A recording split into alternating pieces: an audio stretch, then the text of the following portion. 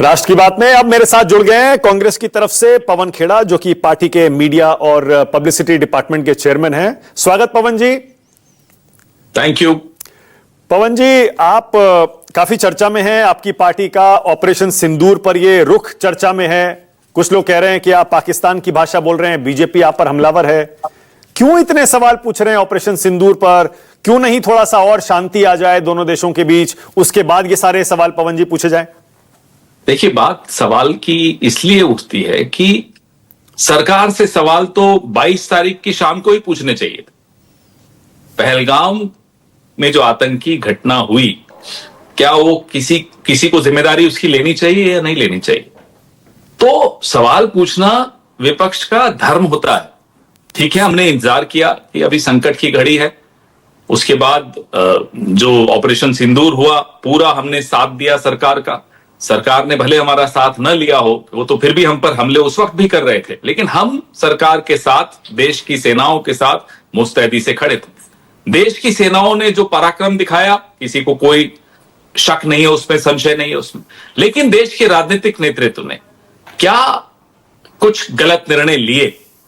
क्या वो जानने का हक देश को नहीं है? अरे, आप सबके चैनल्स देख देखकर पूरे देश को भरोसा था कि इस्लामाबाद तक पहुंच गया हिंदुस्तान, और भरोसा है हमारे को सेना पर, वो कर सकती। ये अचानक सीज फायर क्यों हुआ? और सीज फायर की घोषणा डोनाल्ड ट्रंप क्यों करते हैं? काउंटर प्रधानमंत्री के मुंह से एक शब्द नहीं निकला इस पर। नंबर एक। नंबर दो, डोनाल्ड ट्रंप ने एक बहुत गंभीर बात कही मानक जी, कि मैंने धमकी दी कि व्यापार रुकवा दूंगा, तब ये ऑपरेशन रुका। क्या सिंदूर का सौदा हो सकता है इस देश में? तो क्या ये सवाल नहीं पूछेंगे हम? फिर एस जयशंकर कहते हैं कि at the start of the operation हमने पाकिस्तान को बता दिया था। इसका मतलब, और एस जयशंकर एक पुराने डिप्लोमेट हैं, इनकी ट्रेनिंग होती है भाषा को कैसे इस्तेमाल करना, नाप तोल कर बोलते हैं एक एक शब्द। अब वो कह रहे हैं at the start of the operation. Tharoor साहब से पूछ लें इसका अनुवाद, अगर और किसी को पर भरोसा नहीं है किसी से पूछ लें, इसका अनुवाद पूछ ले, वो बता देंगे at the start of the operation का क्या। फिर अगर हम सवाल पूछते हैं, और एक और बात मानक जी, एक देश आपके साथ खड़ा हुआ नहीं था। किसी एक बड़ी ताकत, छोटी ताकत, किसी ने यह नहीं कहा कि हां पाकिस्तान आतंकी देश है। कौन था हमारे साथ? हम अलग थलग क्यों पड़े? इतने अरबों रुपए खर्च करके 73 देशों में मोदी जी घूम कर आए, और एक देश, क्या भूटान, नेपाल आपके साथ न खड़ा हो, और आप विपक्ष को कहते साहब आप सवाल मत पूछिए, और मोदी जी निकल जाए कटोरा लेकर के भैया वोट दो, ऑपरेशन सिंदूर हो गया। वो राजनीति नहीं है।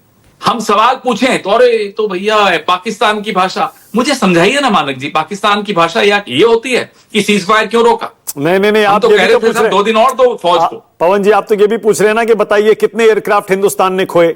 वही बात जो पाकिस्तान कह रहा है। अगर आप दुश्मन को पहले ही सूचना दे रहे हो, तो क्या क्या नुकसान हमने भुगता। पुंछ के, जहां आज राहुल जी गए हुए हैं, पुंछ के नागरिकों को वही सूचना पहले दे देते तो शायद वो बच जाते। पाकिस्तान को आपने at the start of the operation सब कुछ बता दिया, पुंछ के नागरिकों को नहीं बताया। नहीं, क्यों? पवन जी एक मिनट देखिए, फैक्ट ये भी है, जयशंकर ने जो कहा उस पर 2 बार, 3 बार, 4 बार, 5 बार स्पष्टीकरण आ चुका है। डीजीएमओ कह चुके, विदेश मंत्रालय के प्रवक्ता कह चुके, मंत्री कह चुके। वो बोले कि स्टार्ट का मतलब यह था कि आतंकी ठिकानों को निशाना बनाने के बाद हमने उनको बताया, डीजीएमओ ने। आपको यकीन क्यों नहीं है इन स्पष्टीकरणों पर? आप मुझे बताइए, कोई अफसर कह देता, हम मान लेते कोई गलती हो गई। ये विदेश मंत्री हैं जो फॉरेन सेक्रेटरी रहे, जो एम्बेसडर रहे, जो आईएफएस ऑफिसर हैं, पूरी 30-40 साल के करियर में सिर्फ शब्दों का ही इनका पूरी ट्रेनिंग होती है।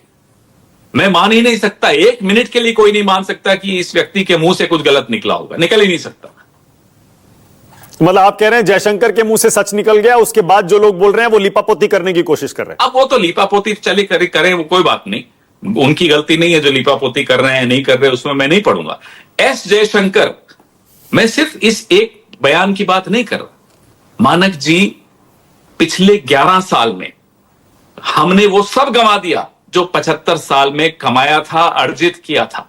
विदेश नीति विदेश नीति पर अभी आता हूं मैं, पहले थोड़ा जयशंकर पर बोलिए। वो जे लिख रहे हैं राहुल गांधी, उनको उसके बाद अब वो तो स्पष्टीकरण सब- भी आ रहा है। भाई क्या देखिए, जे क्या है, ये क्या लिखना अब क्या वो कहना जनता सबको सब मालूम है कि जे स्टैंड्स फॉर व्हाट, सबको मालूम है। हमारे मुंह से क्यों कहलवाना चाहते हो? नहीं, अरे कमाल है, आपने जब उनको मुखबिर तक कह दिया तो कह दीजिए, जे भी बता दीजिए। सबको मालूम है। हर व्यक्ति जे का अनुवाद अपने ढंग से कर रहा है, अलग अलग अनुवाद है।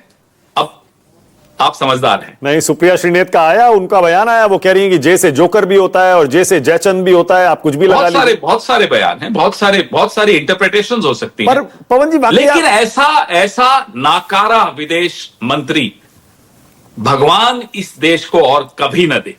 पवन जी आपको इतना वाकई नाकारा विदेश मंत्री। आपको वाकई देखिए, एक ऐसा बात लगता है सुनिए। पवन जी, ऐसा हो सकता है कि देश का विदेश मंत्री पाकिस्तान पर हमला करने से पहले उसको बता देगा जी हम आप पर हमला करने आ रहे हैं, और वहां अगर ऐसा होता तो सारे भाग नहीं जाते? मसूद अजहर का परिवार कैसे मर गया, फिर बताइए, इतना नुकसान कैसे हो गया? मानक जी, मुझे एक बात बताइए, जब आईएसआई को आप पठानकोट के एयरबेस की जांच पड़ताल करने बुलाकर उनको आईएसआई को क्लीन चिट दे सकते हैं, तो इस देश में क्या नहीं हो सकता पिछले 10 साल में जो हुआ है? आईएसआई को कभी आपने सुना किसी सरकार ने आईएसआई को पठानकोट के एयरबेस में आमंत्रित करके बोला सही आप चलिए इन्वेस्टिगेशन करिए? कभी चोर से ही अपने घर को में बुलाकर अब चोरी की वारदात का इन्वेस्टिगेशन कराया जाता है?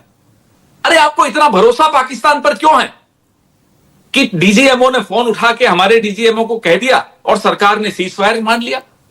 इसका दबाव था, वो अमेरिका का दबाव था। निशिकांत दुबे कह रहे हैं 1994 में हुआ था वो समझौता, तो जहां एक दूसरे की सेनाओं की पूरी जानकारी शेयर की जाती थी। क्या समझौता था?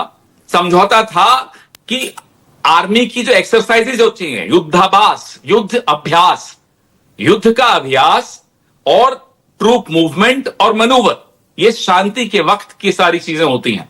तो वो तो जाहिर सी बात है कि देश आपस में ही समझौते करते हैं, लेकिन ऑपरेशन के वक्त थोड़े ये समझौते काम आते हैं। तो क्या बालाकोट के वक्त आपने सूचित किया था, या 2016 की एयर स्ट्राइक के वक्त आपने सूचित किया था, या कारगिल के वक्त सूचित किया था?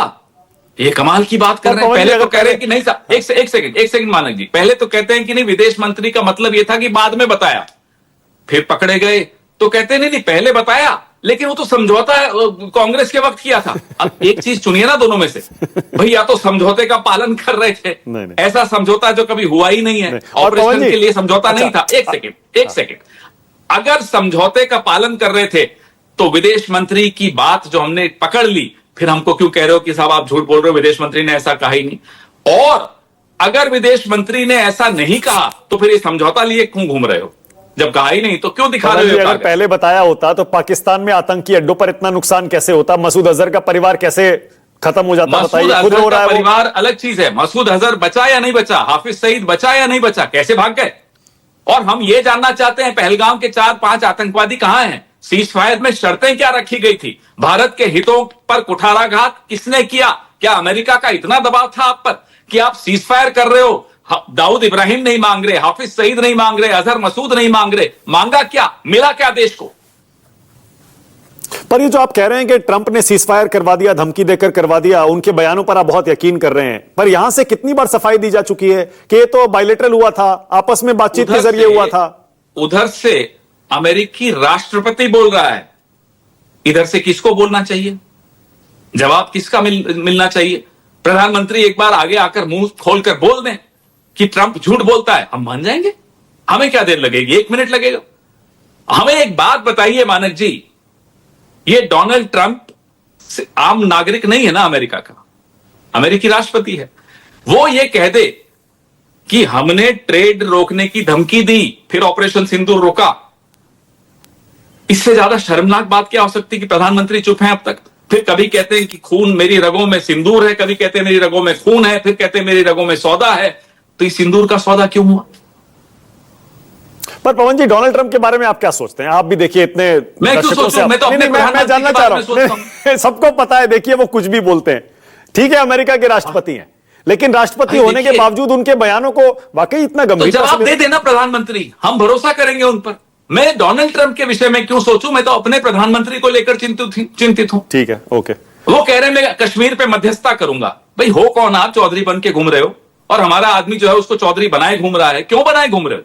डर किस बात का है मानक जी? वीजा अब नहीं कैंसिल होता मोदी जी का। अगर उन्हें यह डर है कि अमेरिका का वीजा अब कैंसिल हो जाएगा, उनको सबसे बड़ा डर ही था पिछले 20-30 साल में, अब उनका वीजा कैंसिल करने की हिम्मत किसी की नहीं है। भाई अभी प्रधानमंत्री हैं, कुछ महीनों में, 1 साल 1.5 साल में भूतपूर्व प्रधानमंत्री बन जाएंगे, वीजा फिर भी नहीं कैंसिल होगा। Okay Pawan ji, thank you so much राष्ट्रीय Thank बात you. में जुड़ने के लिए। Thank you. थैंक